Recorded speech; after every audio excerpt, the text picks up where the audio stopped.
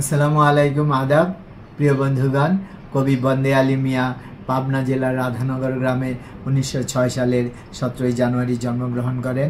কবি বন্দে আলী মিয়া ছিলেন একাধারে কবি, ঔপন্যাসিক, শিশু সাহিত্যিক, সাংবাদিক এবং চিত্রকর। বন্ধুগণ, কবি বন্দে আলী মিয়া পল্লীর সৌন্দর্য বর্ণনায় নৈপুণ্যের পরিচয় দিয়েছেন। পল্লীর সৌন্দর্য বর্ণনায় তিনি ছিলেন সিদ্ধহস্ত।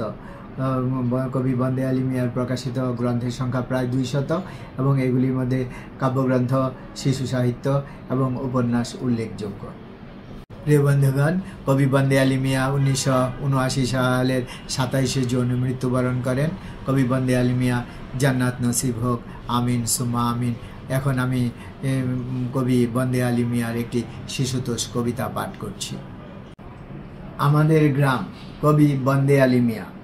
আমাদের ছোট গায়ে ছোট ছোট ঘর, থাকি সেটা সবে মিলে নাহি কেহ পর। পাড়ার সকল ছেলে মোরা ভাই ভাই, একসাথে খেলি আর পাঠশালে যাই। আমাদের ছোট গ্রাম মায়ের সমান, আলো দিয়ে বায়ু দিয়ে বাঁচায়েছে প্রাণ।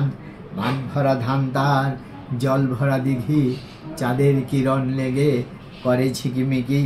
আম গাছ, জাম গাছ, বাঁশঝাড় যেন মিলেমিশে আছে ওরা, আত্মীয় হেন।